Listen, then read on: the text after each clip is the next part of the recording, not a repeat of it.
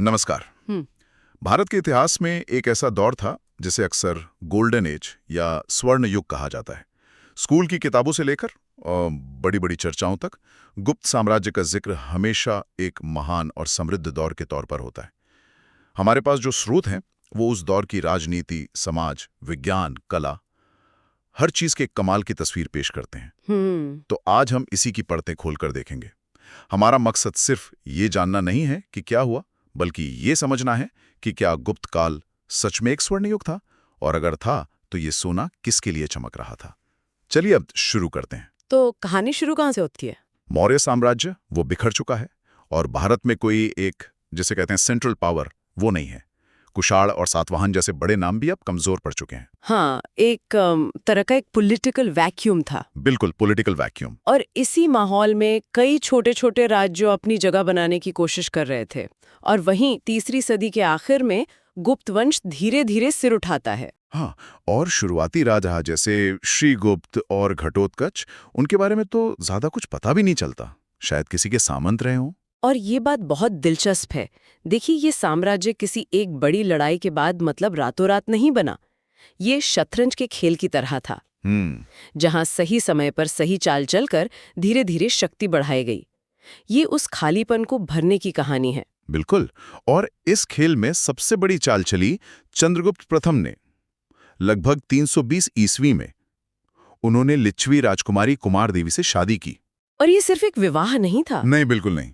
स्रोत बताते हैं कि ये उस दौर का सबसे बड़ा, कह सकते हैं, स्ट्रेटेजिक अलायंस था। अच्छा, इसे ऐसे समझिए कि दो बड़ी कंपनियां आपस में विलय कर रही हों। लिच्छवी कोई छोटा मोटा वंश नहीं था। अच्छा। वो सदियों से चले आ रहे एक प्रतिष्ठित गणराज्य थे। उनकी प्रतिष्ठा, उनकी सैन्य शक्ति बहुत ज्यादा थी। तो इस विवाह ने गुप्तों को रातों रात वैधता और जबरदस्त ताकत दे दी। पाटलिपुत्र और गंगा के मैदानी इलाकों पर उनका नियंत्रण, वो इसी गठबंधन की देन था। और इसी आत्मविश्वास का सबूत है उनके सोने के सिक्के, दीनार। हाँ, जो पहली बार इसी दौर में जारी हुए। तो अब मंच तैयार था एक ऐसे सम्राट के लिए जो इस नींव पर एक विशाल साम्राज्य खड़ा करने वाला था, समुद्रगुप्त। समुद्रगुप्त। और इनके बारे में जानकारी का सबसे बड़ा खजाना है प्रयाग प्रशस्ति। हाँ, और ये प्रयाग प्रशस्ति अपने आप में एक कहानी है। बिल्कुल, ये कोई किताब नहीं है। ये इलाहाबाद में अशोक के एक पुराने स्तंभ पर ही गुदवाया गया एक लंबा लेख है। सोचिए जरा। हाँ, जिसे समुद्रगुप्त के दरबारी कवि हरिशेन ने लिखा था। एक ही पत्थर पर भारत के दो महान साम्राज्यों की कहानी, मौर्य और गुप्त। ये इतिहास की निरंतरता का एक अद्भुत प्रतीक है। इस प्रशस्ति में हरिशेन ने समुद्रगुप्त की विजयों का जिक्र बड़े विस्तार से किया है, और यहीं पर उनकी रणनीति की दाद देनी पड़ती है। उन्होंने उत्तर भारत मतलब आर्यावर्त के 9 राजाओं को पूरी तरह से हराया और उनके राज्यों को सीधे अपने साम्राज्य में मिला लिया।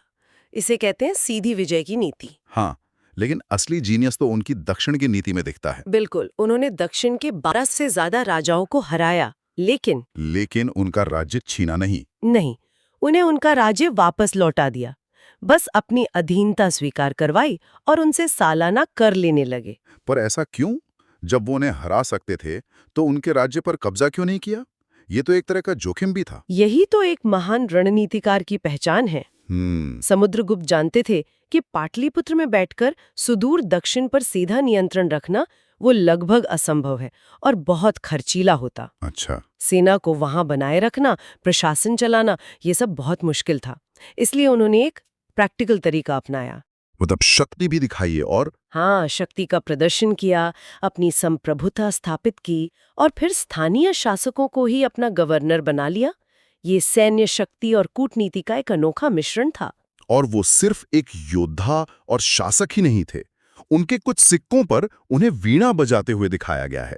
एक सम्राट जो युद्ध के मैदान में तलवार और दरबार में वीणा दोनों चलाना जानता हो। उन्होंने अश्वमेध यज्ञ भी किया था।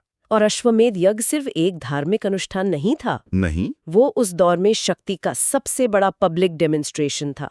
एक खुली चुनौती थी कि मेरा घोड़ा जहां जहां जाएगा वो जमीन मेरी है, किसी में हिम्मत है तो रोक कर दिखाए। और किसी ने हिम्मत नहीं की।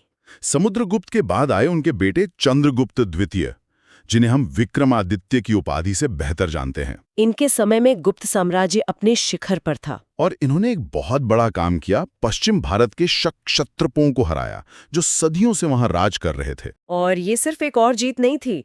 इस एक जीत ने गुप्त साम्राज्य के लिए पश्चिम के वो बंदरगाह खोल दिए जहां से यूरोप के साथ, रोमन साम्राज्य के साथ, हाँ, रोमन साम्राज्य के साथ व्यापार होता था। और अचानक साम्राज्य की तिजोरी में बेशुमार दौलत आने लगी। और इसी दौलत ने उस कला और विज्ञान को बढ़ावा दिया जिसकी वजह से हम आज इस दौर को स्वर्ण युग कहते हैं। बिल्कुल। और चंद्रगुप्त द्वितीय ने पाटलिपुत्र के साथ साथ उज्जैन को एक कल्चरल कैपिटल बनाया, जो ज्ञान और कला का केंद्र बन गई। और इसी उज्जैन के दरबार में थे नवरत्न, 9 विद्वान। ये सिर्फ एक किंवदंती तो नहीं है। नहीं, ये उस दौर के माहौल को दिखाता है। और कमाल की बात यह है कि ये 9 रत्न किसी एक क्षेत्र से नहीं थे। हाँ। एक तरफ महाकवि कालिदास थे तो दूसरी तरफ खगोल शास्त्री वराह मिहिर और चिकित्सक धन्वंतरी भी थे। अमर सिंह जैसा कोशकार भी था। मतलब हर तरह के ज्ञान को संरक्षण दिया जाया था। ये एक ऐसा बौद्धिक इकोसिस्टम था जहां साहित्य, विज्ञान, कला सब एक साथ फल फूल रहे थे। शासक का काम सिर्फ युद्ध जीतना नहीं, बल्कि एक ऐसा माहौल बनाना भी होता है जहां प्रतिभाएं निखर सकें। अच्छा, तो ये साम्राज्य इतना विशाल और समृद्ध था, पर ये चलता कैसे था? इसका एडमिनिस्ट्रेटिव ढांचा कैसा था? देखिए, राजा तो सर्वोच्च था ही। महाराजाधिराज यानी राजाओं का राजा, परमेश्वर जैसी बड़ी बड़ी उपाधियां लेता था। ये उपाधियां सिर्फ दिखावा थी? नहीं, ये शक्ति का एक मनोवैज्ञानिक प्रदर्शन था, एक तरह की ब्रांडिंग थी। लेकिन राजा निरंकुश नहीं था। एक मंत्री परिषद होती थी जिसके सदस्य जैसे संधि विग्रहक या कुमारामात्य शासन में महत्वपूर्ण भूमिका निभाते थे। और प्रशासन को जमीनी स्तर तक बहुत अच्छे से बांटा गया था। हाँ, साम्राज्य भुक्ति यानी प्रांतों में बटा था जिनका प्रमुख उपरिक होता था। और भुक्ति आगे विषय यानी जिलों में बटे थे जिन्हें विषयपति संभालते थे। और सबसे छोटी इकाई थी ग्राम, गांव जिसका मुखिया ग्रामिक कहलाता था। ये एक बहुत ही कुशल ढांचा था। विकेंद्रीकरण मतलब डिसेंट्रलाइजेशन ऑफ पावर। बिल्कुल, ताकि स्थानीय समस्याएं स्थानीय स्तर पर ही सुलझा ली जाएं। और इसी ढांचे से कर इकट्ठा होता था जो साम्राज्य की रीढ़ था। अगर समाज की बात करें तो स्रोत बताते हैं कि वर्ण व्यवस्था वो काफी कठोर हो चुकी थी। हाँ, समाज ब्राह्मण, क्षत्रिय, वैश्य और शूद्र में स्पष्ट रूप से बटा था। और महिलाओं की स्थिति वो थोड़ी जटिल लगती है। बिल्कुल, एक तरफ उन्हें स्त्रीधन यानी उनकी अपनी संपत्ति रखने का अधिकार था, लेकिन दूसरी तरफ सती प्रथा का पहला अभिलेखीय प्रमाण भी इसी काल के एरण अभिलेख से मिलता है। ये एक बड़ा विरोधाभास है और ये हमें याद दिलाता है कि स्वर्ण युग की चमक शायद हर किसी तक बराबर नहीं पहुंच रही थी। मतलब ये कि शाही और संभ्रांत परिवारों की महिलाओं को शायद शिक्षा और कुछ अधिकार मिलते थे, लेकिन एक आम गांव की महिला का जीवन वो शायद वैसा ही मुश्किल था। सही कहा। हमारे पास जो स्रोत हैं वे ज्यादातर दरबारी या शहरी दृष्टिकोण से लिखे गए हैं। वो आम आदमी की कहानी कम ही बताते हैं। धर्म के क्षेत्र में भी एक बड़ा बदलाव आ रहा था। इसे हिंदू धर्म का पुनर्जागरण कहा जाता है। हाँ, इस दौर में विष्णु यानी वैष्णववाद और शिव यानी शैववाद की पूजा बहुत लोकप्रिय हुई। पुराणों को उनका अंतिम रूप इसी समय दिया गया। और भक्ति की अवधारणा मतलब ईश्वर के प्रति व्यक्तिगत प्रेम और समर्पण वो यहीं से मजबूत होनी शुरू हुई। लेकिन इसकी सबसे खास बात गुप्त शासकों की धार्मिक सहिष्णुता थी। बिल्कुल, वे खुद वैष्णव थे, लेकिन उन्होंने बौद्ध और जैन धर्म को भी पूरा संरक्षण दिया। अजंता की गुफाओं की चित्रकला इसका सबसे बड़ा उदाहरण है। हाँ, जो बौद्ध कथाओं पर आधारित है और इसी दौर में अपने शिखर पर पहुंचे। ये दिखाता है कि वे समझते थे कि एक विशाल साम्राज्य को चलाने के लिए सबको साथ लेकर चलना जरूरी है। चलिए अब उस हिस्से पर आते हैं जो इस काल को सच में स्वर्णयुग बनाता है। कला, साहित्य और विज्ञान। भारत में मंदिर वास्तुकला की शुरुआत का श्रेय इसी काल को दिया जाता है। बिल्कुल, इससे पहले मंदिर शायद लकड़ी जैसी चीजों के बनते थे जो समय के साथ नष्ट हो गए।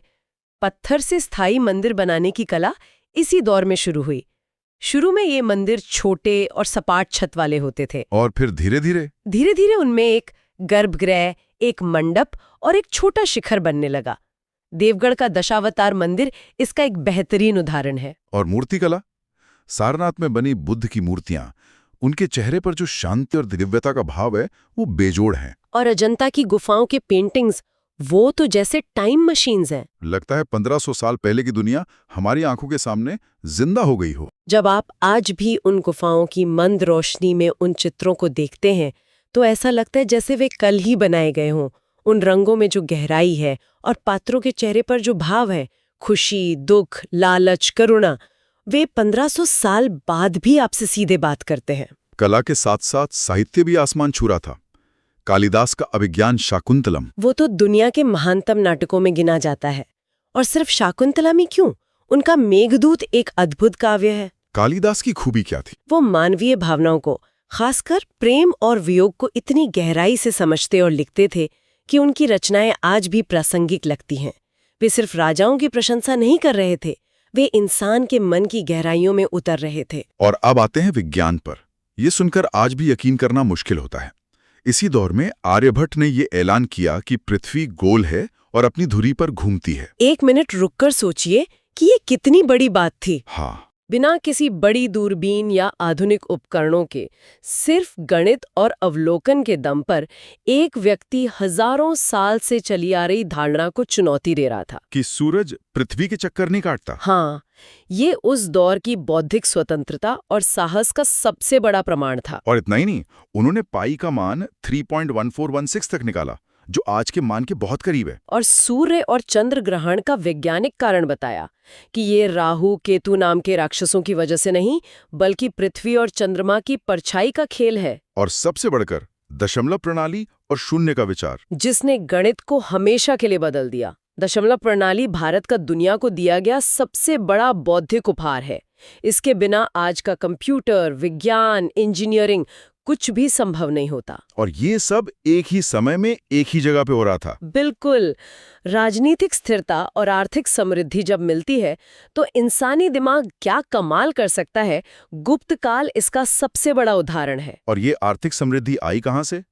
इसका आधार था कृषि और व्यापार। हाँ, सिंचाई की अच्छी व्यवस्था थी और जैसा आपने पहले बताया, रोमन साम्राज्य और दक्षिण पूर्व एशिया के साथ मसालों, रेशम और कीमती पत्थरों का व्यापार जोरों पर था। किसी भी साम्राज्य की आर्थिक सेहत का अंदाजा उसके सिक्कों से लगता है। सही कहा।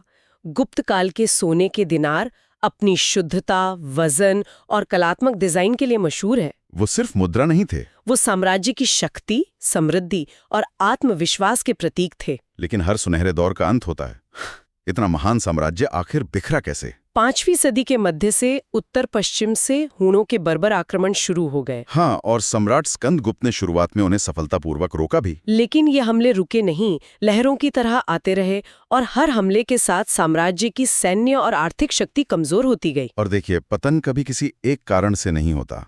ये डेथ बाय 1000 कट्स जैसा होता है। हूणों का बाहरी दबाव तो था ही, लेकिन अंदर भी समस्याएं शुरू हो गई थीं। जैसे प्रांतीय गवर्नर ज्यादा शक्तिशाली हो गए थे और उन्होंने खुद को स्वतंत्र घोषित करना शुरू कर दिया था। बाद के शासक उतने योग्य नहीं थे कि इस बिखरते साम्राज्य को एक साथ रख पाते। और इसका सबूत सिक्कों में भी मिलता है। बिल्कुल। बाद के गुप्त सिक्कों में सोने की शुद्धता लगातार कम होती जा रही थी। ये डूबती हुई अर्थव्यवस्था का स्पष्ट संकेत था। तो बाहरी आक्रमण और आंतरिक कमजोरी, इन दोनों ने मिलकर इस महान साम्राज्य का अंत कर दिया। तो आज हमने गुप्त साम्राज्य की एक लंबी यात्रा की। हमने देखा कि कैसे राजनीतिक स्थिरता और आर्थिक समृद्धि ने मिलकर कला, साहित्य और विज्ञान के लिए एक उपजाऊ माहौल बनाया, जिसमें कालिदास और आर्यभट्ट जैसे जीनियसेस पैदा हुए। मंदिर निर्माण की कला से लेकर दशमलव प्रणाली तक उनकी विरासत आज भी हमारे साथ है। इन वजहों से इसे स्वर्ण युग कहना गलत नहीं लगता। बिल्कुल। उपलब्धियों के लिहाज से ये निस्संदेह एक सुनहरा दौर था।